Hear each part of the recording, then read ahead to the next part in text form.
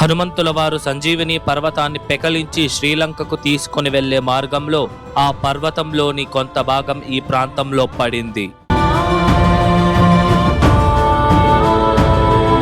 ప్రపంచంలోనే అతిపెద్ద ఆంజనేయ స్వామివారి ఆలయంలో ఒకటిగా ఉన్న ఈ ఆలయాన్ని దాదాపు 400 సంవత్సరాల క్రితం శ్రీ లక్ష్మీకుమార తాతాచార్యుల వారు నిర్మించారు.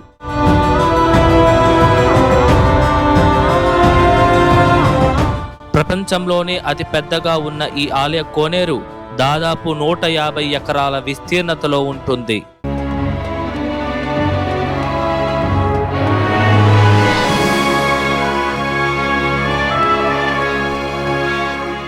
హాయ్ హలో నమస్తే, వెల్కమ్ టు అవర్ ఛానల్ ఆలయ యాత్ర. ఈరోజు మనం ఒక అద్భుతమైన మరియు శక్తివంతమైన ఆంజనేయ స్వామి వారి ఆలయాన్ని అయితే దర్శించబోతున్నాము. ఇంతకు ఏంది ఈ ఆలయం అంటే శ్రీ సంజీవరాయర్ స్వామి వారి ఆలయం. ఈ ఆలయం తమిళనాడు రాష్ట్రంలోని కాంచీపురానికి 10 కిలోమీటర్ల దూరంలో ఉన్న అయ్యంగార్ కులం అనే ఒక ప్రాంతంలో అయితే ఉంటుందన్నమాట ఈ ఆలయము. మనకి కాంచీపురం బస్టాండ్ నుండి 10 కిలోమీటర్ల దూరంలో, అలాగే కాంచీపురం రైల్వే స్టేషన్ నుండి 11.7 కిలోమీటర్స్ దూరంలో ఈ ఆలయం ఉంటుంది. ఈ ఆలయం తాలూకా లొకేషన్ కూడా నేను మీకు డిస్క్రిప్షన్లో ఇచ్చుంటాను, చెక్ చేయండి. వీడియోని లైక్ చేసి స్టార్ట్ చేయండి, అలాగే మన ఛానల్ని సబ్స్క్రైబ్ చేసుకుని వాళ్ళు సబ్స్క్రైబ్ చేసుకోండి. రండి ఇప్పుడు మనం ఆలయం వద్దకైతే వెళ్దాం.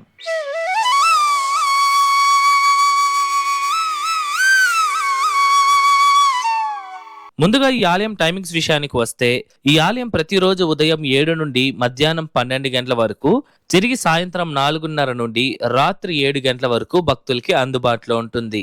ఇప్పుడు రండి మనం ఈ ఆలయం లోపలికి వెళ్ళి ఈ ఆలయం యొక్క పూర్తి స్థల పురాణం తెలుసుకుందాం.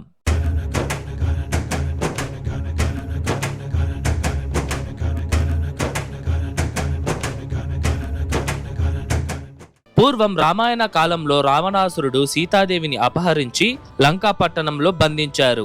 అప్పుడు శ్రీలంకలో సీతాదేవి జాడను తెలుసుకున్న హనుమంతుడు రాముల వారితో విన్నపించగా మొత్తం వానర సైన్యంతో సహా శ్రీరాముడు, లక్ష్మణుడు, హనుమంతుడు మరియు సుగ్రీవుడు లంకలో ఉన్న రావణాసురుడి పైకి యుద్ధానికి వెళ్లారు. ఇక యుద్ధం మొదలైంది. ఆ యుద్ధం చాలా భీకరంగా జరుగుతోంది.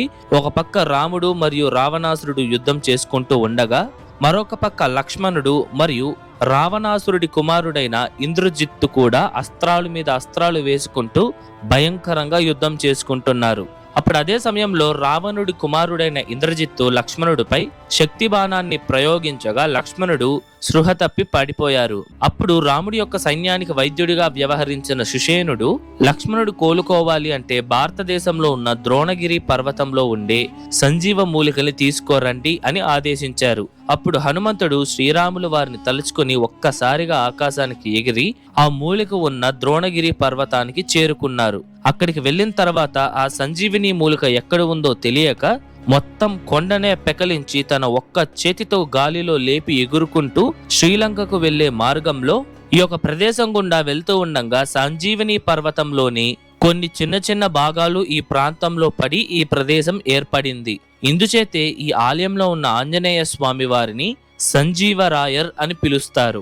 ఈ ఆలయంలోని మరొక స్థల పురాణం ప్రకారం పూర్వం 1456 నుండి 1543 సంవత్సరాల కాలంలో శ్రీ లక్ష్మీకుమార తాతాచార్యుల్ అనేవారు నివసించేవారు.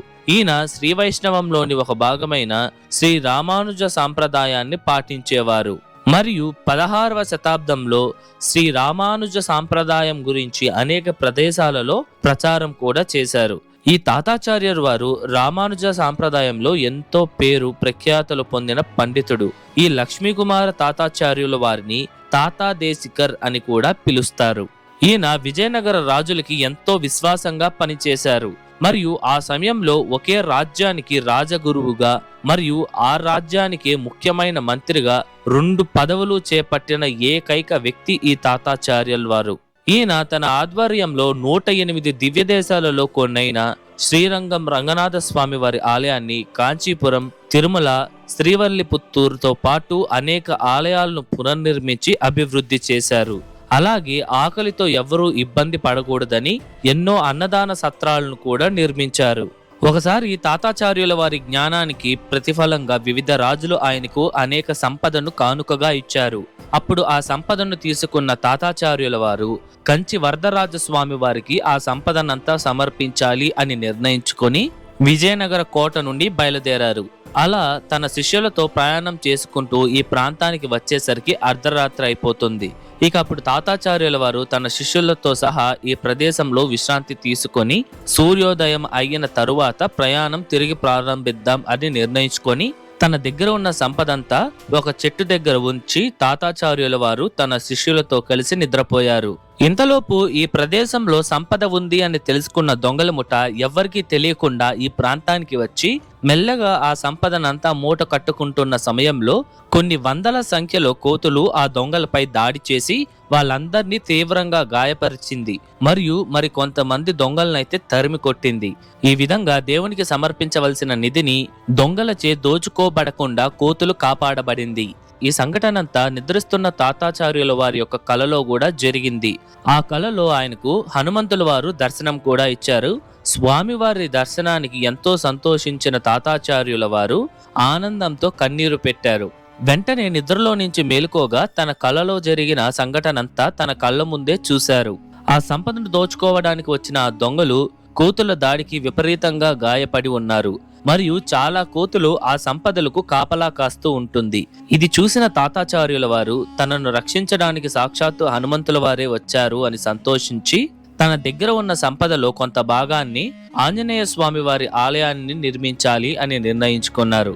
కరెక్ట్ గా 1500 సంవత్సరం నుండి 1543 సంవత్సరాల కాలంలో, అనగా దాదాపు 480 సంవత్సరాల క్రితం శ్రీ లక్ష్మీకుమార తాతాచార్యుల వారు తన జ్ఞానానికి గుర్తుగా వచ్చిన సంపదను ఉపయోగించి ఈ బ్రహ్మాండమైన ఆలయాన్ని నిర్మించారు. ఈ ఆలయం ప్రపంచంలోని అతిపెద్ద ఆంజనేయ స్వామి వారి ఆలయంలో ఒకటిగా నిలిచింది. ఈ ఆలయం దాదాపు 4 నుండి 5 ఎకరాల విస్తీర్ణతలో బ్రహ్మాండంగా ఉంటుంది. ఇప్పుడు మనం ఇక్కడ ఉన్న స్వామివారి దర్శించుకుందాం రండి. ఇక్కడ ఆంజనేయ స్వామి వారు సంజీవరాయర్ అనే పేరుతో 6 అడుగుల పొడవుతో బ్రహ్మాండంగా భక్తులకి దర్శనమిస్తారు. మనం స్వామివారిని ప్రదక్షిణ చేయాలి అంటే గృహలాగా ఉన్న ఈ మార్గం గుండా వంగి లోపలికి వెళ్లాల్సి ఉంటుంది. అప్పుడు ఈ మార్గం వస్తుంది. ఇలా స్వామివారికి ప్రదక్షిణ చేస్తూ ఇటువైపుగా ఉన్న మార్గం ద్వారా మనం బయటికి రావచ్చు. గర్భగుడిలో ఉన్న స్వామివారికి ఎదురుగాని ఎడమ వైపున ఒక చిన్న మందిరంలో శ్రీరామచంద్రుడు వారు, సీతాదేవి మరియు లక్ష్మణుడి సమేతంగా భక్తులకి దర్శనమిస్తున్నారు. ఈ ఆలయంలో హనుమాన్ జయంతి మరియు శ్రీరామనవమి అంగరంగ వైభవంగా జరుగుతుంది. ఈ పండుగ రోజుల్లో భక్తులు ఈ ఆలయానికి తండోపతండాలుగా వస్తారు. ఇప్పుడు మనం ఈ ఆలయ కోనేరుని చూద్దాం రండి.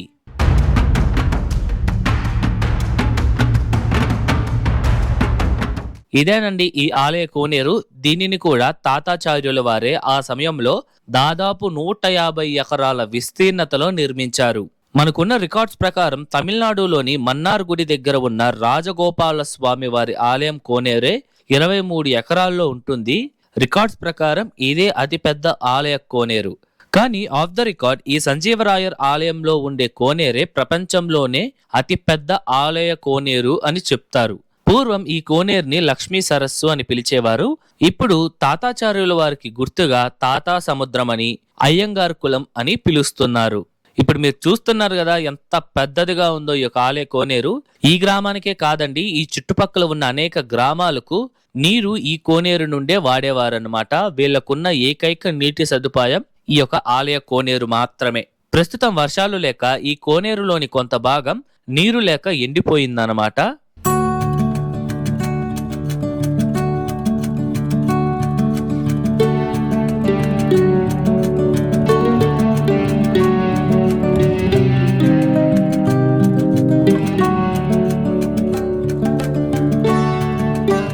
ఇప్పుడు మనం ఈ ఆలయం యొక్క పూర్తి నిర్మాణ చరిత్రను తెలుసుకుందాం. బ్రహ్మాండమైన ఈ ఆలయం మొదట్లోనే 4 స్తంభాల మండపం చాలా భారీ స్థాయిలో పెద్ద పెద్ద స్తంభాలతో చాలా బ్రహ్మాండంగా ఉంటుంది. ఇది దాటి మనం లోపలికి రాగానే మొదటి ప్రాకారం వస్తుంది. ఇక్కడ కూడా మనం చిన్న 4 స్తంభాల మండపాన్ని మరియు అద్భుతమైన శిల్పకళా నైపుణ్యత కలిగిన పొడవాటి స్తంభాల మండపాన్ని మనం చూడవచ్చు. అలాగే ఇటువైపుగా వస్తే మరొక 4 స్తంభాల మండపం, ఆలయ ముఖమండపం వస్తుంది. ఈ ముఖమండపంలో భారీ స్థాయిలో పొడవాటి 36 స్తంభాలతో కూడిన అద్భుతమైన ముఖమండపం మనం చూడవచ్చు. ఇది దాటంగానే అర్ధమండపం మరియు స్వామివారి యొక్క గర్భాలయం వస్తుందండి. మనం స్వామివారిని దర్శించుకొని బయటకు రాగానే ఈ ప్రాకారంలో చాలా చాలా అద్భుతమైన గరుడ విగ్రహాన్ని మనం చూడవచ్చు. ఈ విగ్రహం 6 అడుగుల పొడవు మరియు 2 అడుగుల వెడల్పుతో బ్రహ్మాండంగా ఉంటుంది. ఇక్కడ గరుడాల్వార్ వారు నిలబడి ఉన్న భంగిమలో అంజలి ముద్ర అనగా నమస్కారపు ముద్రలో చూడడానికి నయన మనోహరంగా ఉంటారు. ఈ ఆలయ కోనేరు దగ్గరే 24 స్తంభాలతో అనేక శిల్పాలు కలిగిన మండపం మనం చూడవచ్చు. ఈ కోనేరు వద్ద మనకి శిథిలమైపోయిన 3 అంతస్తుల ఆలయ రాజగోపురాన్ని మనం దర్శించుకోవచ్చు. ఈ ఆలయం కొన్ని సంవత్సరాల కాలంగా ఇదే శిథిలమైన స్థితిలో అయితే ఉందండి. ఎవ్వరూ పట్టించుకోలేదు. ఇంకొన్ని సంవత్సరాలు పోతే వచ్చే తరం వాళ్ళకి ఇక్కడ ఒక ఆలయం ఉండేది అనే చెప్పే స్థితికి వచ్చేస్తుంది. ఇప్పటికైనా తమిళనాడు గవర్నమెంట్ వాళ్ళు ఈ ఆలయాన్ని పునర్నిర్మిస్తారని కోరుకుంటున్నాను.